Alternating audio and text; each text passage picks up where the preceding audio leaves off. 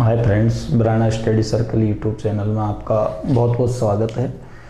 दोस्तों, यदि आप चैनल पर नए हैं तो सब्सक्राइब ज़रूर करें ताकि लेटेस्ट वीडियो आपको अपडेट हो सकें। दोस्तों, इस वीडियो में भारत की मिट्टियों के बारे में जिक्र करेंगे। कुछ प्रमुख मिट्टियों पर हम गौर करें तो भारत में एक मिट्टी पाई जाती है जलोढ़। जलोढ़ मृदा, जलोढ़ मिट्टी, इसके फैक्टों के बारे में आप गौर कर लें। जलोढ़ मिट्टी का निर्माण कैसे होता है? तो जलोढ़ मिट्टी का निर्माण नदियों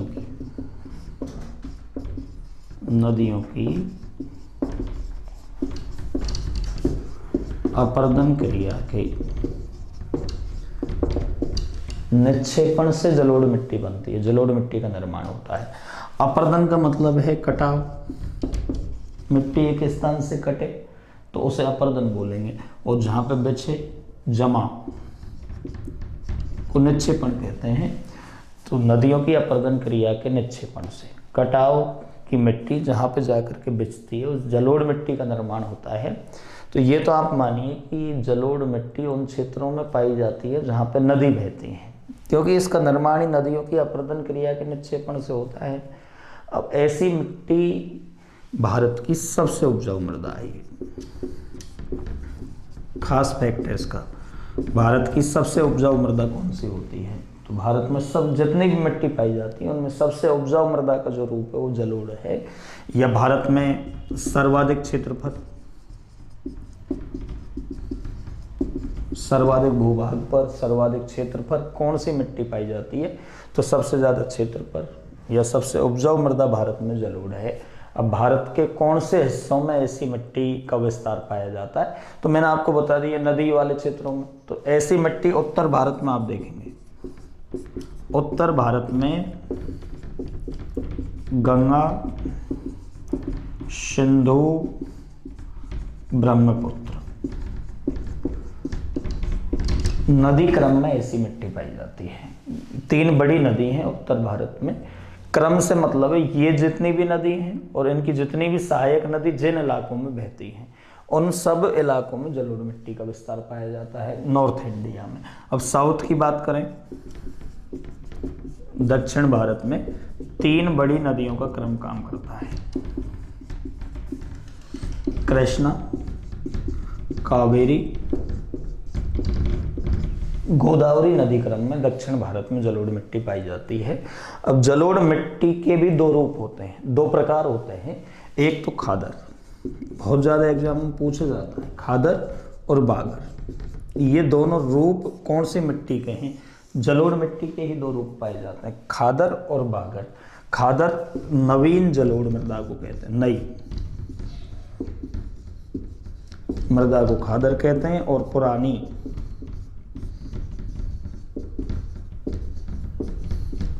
पुरातन जलोढ़ मृदा को बागर कहते हैं।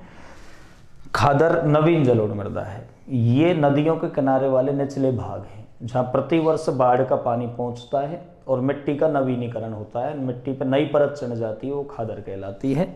बागर पुरातन जलोढ़ मृदा होती है। नदियों के किनारे ऊपरी भाग होते हैं जहां पर 2 वर्ष, 5 वर्ष, 4 वर्ष के बाद नदी जब विशेष बाढ़ग्रस्त होती है तो इनमें मिट्टी की परत चढ़ती है। तो पुरानी जलोढ़ बागर कहलाती है और नई जलोढ़ खादर कहलाती है। तो जलोढ़ मृदा के जो फैक्ट हैं वो आप देख लें। इसका जो निर्माण नदियों के अपरदन से कौन सी मृदा का निर्माण होता है? तो जलोढ़ का होता है। भारत की सबसे ज्यादा उपजाऊ मृदा जलोढ़ है। सबसे ज्यादा हिस्से में फैली हुई मिट्टी जलोढ़ है। उत्तर भारत में 3 नदियों के क्रम में पाई जाती है, गंगा, सिंधु, ब्रह्मपुत्र। दक्षिण भारत में कृष्णा, कावेरी, गोदावरी नदी क्रम में पाई जाती है। और इस जलोढ़ मिट्टी के 2 रूप होते हैं, नई जलोढ़ को खादर और पुरानी जलोढ़ को बागर कहा जाता है। दूसरी मृदा के प्रकार पर बात करें, काली,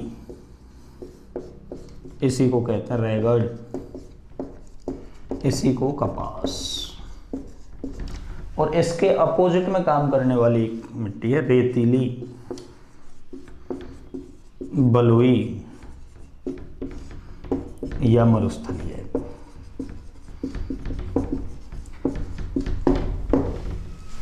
कुछ मामलों में ये दोनों मिट्टी एक दूसरे के विपरीत में, एक दूसरे के अपोजिट में काम करती हैं। उन मामलों पर गौर करें। ऐसी मिट्टी जल धारण की जल धारण की सबसे ज्यादा क्षमता काली मिट्टी में होती है, तो अपोजिट कर लो, जल धारण की सबसे कम क्षमता रेतीली, बलुई या मरुस्थलीय मिट्टी में होती है। तो काली, रैगड़, कपास और रेतीली, बलुई, मरुस्थलीय, इस मामले में जल धारण की जो क्षमता है इसके मामले में ये दोनों अपोजिट में काम करते हैं। रेत के कणों का सबसे मजबूत संगठन काली मिट्टी में पाया जाता है। अपोजिट कर लो तो रेतीली मिट्टी बन जाएगी। रेत के कणों का सबसे कमजोर संगठन रेतीली, बलुई या मरुस्थलीय मृदा में पाया जाता है। आप रेतीली मिट्टी को हाथ में लेंगे तो एक एक कण अलग अलग आपको मिलेगा, तो सबसे कमजोर संगठन पाया जाता है। आप काली मिट्टी में देखेंगे तो वो कण आपस में ऐसे मिले हुए होते हैं कि ये मिट्टी ढेले का रूप ले लेती है। इसके अलावा तीसरे फैक्ट पर बात करें, सिंचाई की सबसे कम आवश्यकता, सिंचाई की सबसे कम आवश्यकता काली मिट्टी को होती है। सिंचाई की सबसे ज्यादा आवश्यकता रेतीली मिट्टी में होती है। तो इन तीन फैक्टों के मामले में ये दोनों मिट्टी एक दूसरे के अपोजिट में काम कर रही हैं। जल धारण की सबसे ज्यादा क्षमता काली मिट्टी में है, न्यूनतम क्षमता रेतीली मिट्टी में है। रेत के कणों का सबसे मजबूत संगठन काली मिट्टी में पाया जाता है, रेत के कणों का सबसे कमजोर संगठन रेतीली मिट्टी में है। सिंचाई की जो सबसे कम आवश्यकता होती है वो काली मिट्टी में होती है, सिंचाई की सबसे ज़्यादा आवश्यकता रेतीली मिट्टी में होती है। अब बात करें काली मिट्टी का निर्माण कैसे होता है, तो बेसाल्ट, चट्टानों के, बेसाल्ट चट्टानों के विखंडन से काली, रैगड़ या कपास मृदा का निर्माण होता है। और ऐसी मिट्टी महाराष्ट्र, गुजरात, कर्नाटक में, या मैंने आपको शुरू में भी नाम लिख दिया, कपास की खेती के लिए सबसे उपयुक्त मिट्टी कौन सी होती है, तो लावा युक्त होती है काली, इसलिए कपास की खेती के लिए सबसे ज़्यादा उपयुक्त मानी जाती है। रेतीली मिट्टी पश्चिमी राजस्थान, उत्तरी गुजरात में, पूरे गुजरात में नहीं, उत्तरी गुजरात में, पूरे राजस्थान में नहीं, पश्चिमी राजस्थान में। इसके अलावा जो मिट्टी पाई जाती है पश्चिमी राजस्थान, पूरे गुजरात में नहीं, उत्तरी गुजरात में, दक्षिणी पंजाब और हरियाणा में मरुस्थलीय, रेतीली या बलुई मिट्टी का विस्तार पाया जाता है। तो आपने तीन प्रकार की मिट्टी पढ़ी, जलोढ़, काली, रैगड़ या कपास मृदा, रेतीली, मरुस्थलीय या बलुई मृदा के बारे में पढ़ा। अगली मिट्टी अपन देखें, लाल मिट्टी। लाल मिट्टी का जो निर्माण है, ग्रेनाइट, वनीस चट्टानों के विखंडन से होता है। और भारत में ऐसी मिट्टी का जो सबसे ज्यादा विस्तार है, सबसे ज्यादा विस्तार लाल मिट्टी का तमिलनाडु में पाया जाता है। ऐसी मिट्टी में उर्वरा शक्ति थोड़ी कम होती है, इसलिए ऐसी मिट्टी दलहन, दालों के उत्पादन के लिए, या मोटे अनाज, ज्वार, बाजरा, मक्का, रागी, ऐसे मोटे अनाजों के लिए उपयुक्त मिट्टी लाल मिट्टी मानी गई है। एक मृदा का प्रकार होता है लैटेराइट, इसका जो निर्माण है बॉक्साइट, चट्टानों के विखंडन से होता है। भारत में ऐसी मिट्टी सबसे ज़्यादा मेघालय के पठार में, पूर्वी घाट, पश्चिमी घाट, पर्वत में ऐसी मिट्टी सबसे ज़्यादा पाई जाती है। अब बात करें, एक मिट्टी है पर्वतीय,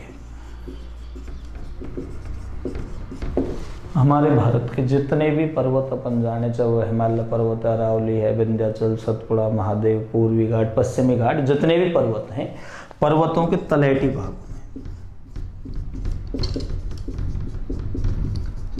भागों में पर्वतीय मृदा पाई जाती है। ऐसी मृदा में सीढ़ी नुमा खेती करने से लाभ अधिक होता है। और ऐसी मिट्टी, पर्वतीय जो मिट्टी है, बागाती फसलों के लिए, बागाती फसल या रोपण वाली जो फसलें होती हैं उनके लिए सबसे ज़्यादा उपयुक्त मानी गई। जैसे केला है, चाय है, कहवा है, रबड़ है, ऐसी बागाती फसलों के लिए उपयुक्त मृदा मानी गई है पर्वतीय, और ये तलहटी भागों में पाई जाती है। मोटे अनाजों की खेती दोनों प्रकार की मिट्टियों में की जाती है, लाल मिट्टी में, लेटेराइट मृदा में। इसके अलावा कपास की खेती के लिए जो सबसे ज़्यादा उपयुक्त मानी गई है वो काली मृदा है। मृदा के और प्रकारों पर यदि गौर करें तो एक मृदा होती है लवणीय। देखिए, लवणीय अपने आप में कोई मृदा का प्रकार नहीं है, कोई सी भी मिट्टी लवणीय हो सकती है। जलोढ़ मिट्टी है लेकिन उसमें अत्यधिक सिंचाई करें तो वो लवणीय में तब्दील हो जाएगी। रेतीली मिट्टी है, अत्यधिक सिंचाई कर दें लवणीय मिट्टी में तब्दील हो जाएगी। तो ऐसी मिट्टी का जो विस्तार है वो अति सिंचित क्षेत्रों में ऐसी मृदा विकसित हुई है, उसका डेवलपमेंट हुआ है अति सिंचित क्षेत्रों में। अब जैसे पश्चिमी राजस्थान में रेतीली या बलुई मिट्टी पाई जाती है, लेकिन इंदिरा गांधी नहर आई है जब से पश्चिमी राजस्थान लवणीय मृदा की चपेट में आ रहा है। राजस्थान में सेम की समस्या उत्पन्न हो रही है, भूमि में लवणीयता और क्षारीयता बढ़ रही है। तो ऐसी मृदा कोई विशेष मृदा नहीं है, किसी भी मृदा को लवणीय में तब्दील किया जा सकता है यदि उस क्षेत्र में अत्यधिक सिंचाई करना शुरू कर दे। तो नहरों से सबसे ज़्यादा सिंचाई करने वाला राज्य पंजाब, बहुत ज़्यादा सिंचाई हुई, ये लवणीय मृदा होती जा रही है। हरियाणा, यूपी है, इनमें लवणीय मृदा का विस्तार पाया जा रहा है। बात करें दलदली, एक मिट्टी का प्रकार है भारत में, दलदली या पीट मृदा। ऐसी मिट्टी भारत के दलदली भागों में, अब दलदली भाग कहाँ मिलेंगे? जो समुद्र तट होंगे, समुद्र तटीय भागों में ऐसी मिट्टी सबसे ज़्यादा पाई जाती है। अब भारत के 9 राज्य हैं, जैसे गुजरात है, महाराष्ट्र, गोवा, कर्नाटक, केरल, तमिलनाडु, आंध्रा, उड़ीसा, पश्चिमी बंगाल। तो ये 9 राज्य समुद्र के तट पर बसे हुए हैं। तो समुद्र तटीय भागों में दलदली या पीट मृदा पाई जाती है। अब ऐसी मिट्टी में सबसे ज़्यादा सुंदरवन पाए जाते हैं। सुंदरवन 9 राज्यों में मिलेंगे, दलदली मिट्टी वाले भागों में मिल जाएंगे, लेकिन सर्वाधिक पूछ लिए जाते हैं सबसे ज़्यादा सुंदरवन या सबसे ज़्यादा मैंग्रोव वन कौन से राज्य में पाए जाते हैं? दलदली मिट्टी में ऐसे वन पाए जाते हैं, लेकिन दलदली मिट्टी तो 9 राज्यों में पाई जाती है। समुद्र तटीय राज्यों की संख्या 9 है, लेकिन सबसे ज़्यादा सुंदर या मैंग्रोव वन जो पाए जाते हैं वो वेस्ट बंगाल में पाए जाते हैं। इसके अलावा पटसन की खेती, पटसन की खेती के लिए सबसे उपयुक्त मृदा कौन सी मानी गई है? तो दलदली या पीट मृदा को माना गया है। अब अपन बात करें कि भारत की मृदा की प्रमुख समस्या क्या है, हमारी जो मिट्टी है भारत की कौन सी समस्या से जूझ रही है? तो भारत की मिट्टी की सबसे बड़ी समस्या है अपर्दन। अपर्दन का मतलब है मिट्टी का एक स्थान से कटकर दूसरे स्थान पर पहुंचना। तो मिट्टी का जो कटाव है, एक स्थान से कट करके दूसरे स्थान पर पहुंचना, अपर्दन कहलाता है। अपर्दन को रेंगती हुई मृत्यु भी कहते हैं, क्रीपिंग डेथ। ये मिट्टी की सबसे बड़ी समस्या है। तो धीरे धीरे मिट्टी का कट कर जाना, रेंगती हुई मृत्यु तो कहलाएगा। अब बात करें अपर्दन कितने प्रकार का होता है, तो अपर्दन की बात अपन करें, अपर्दन 2 प्रकार का होता है। अपर्दन की बात करें 2 प्रकार का होता है। मिट्टी यदि कटेगी तो 2 कारकों से कटेगी प्राकृतिक रूप से, वायु अपर्दन और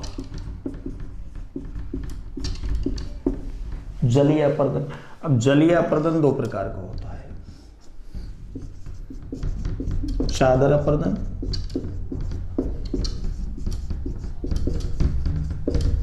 और अवनालिका अपर्दन।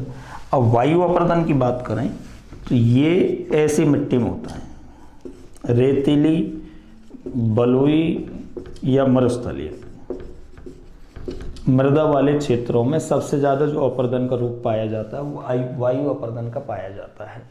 कारण है उसका, रेतीली मिट्टी में रेत के कणों का सबसे कमजोर संगठन पाया जाता है। कण आपस में एक दूसरे से मिले हुए नहीं होते हैं, तो जब भी तेज हवा चलती है वो रेत के कण एक स्थान से दूसरे स्थान पर पहुंच जाते हैं। तो वायु अपर्दन सबसे ज़्यादा होगा वो रेतीली, बलुई या मरुस्थलीय मिट्टी में होगा। शेष ज़्यादातर मिट्टियों में जलीय अपर्दन होता है, और ये दो रूपों में है, चादर और अवनालिका अपर्दन।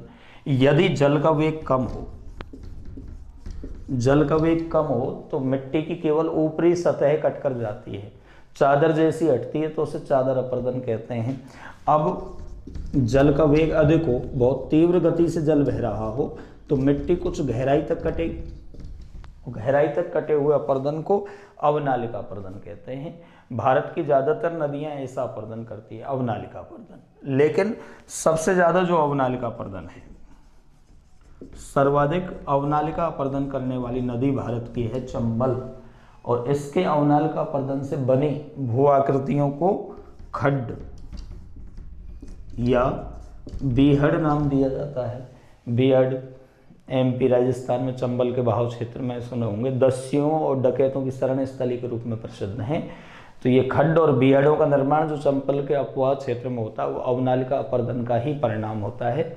कुछ समझ आधारित प्रश्न आ जाते हैं, जैसे पर्वतीय भागों में अपर्दन रोकने के लिए क्या सुझाव होगा। तो पर्वतीय भागों में यदि मिट्टी का अपर्दन रोकना है तो वहाँ सीढ़ीनुमा खेत बनाने होंगे ताकि जल एकदम सीधे वेग से नहीं गिरे।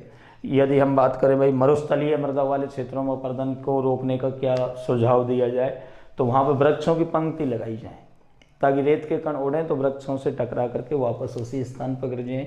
यदि समतल मैदानी भाग हैं तो समतल मैदानी भागों में मेड़बंदी, चकबंदी के द्वारा अपर्दन को रोका जा सकता है ताकि खेत का पानी खेत में रहे, तो खेत की मिट्टी भी खेत में रहेगी। तो ऐसे कुछ समझ आधारित प्रश्न दोस्तों आ जाते हैं। तो इस वीडियो में आपने भारत की मृदाओं के बारे में पढ़ा है। यदि वीडियो पसंद आए तो आप इसे लाइक और शेयर ज़रूर करें। चैनल पे यदि नए हैं तो सब्सक्राइब करना नहीं भूलें ताकि नई वीडियो अपडेट हो सकें। बहुत बहुत धन्यवाद।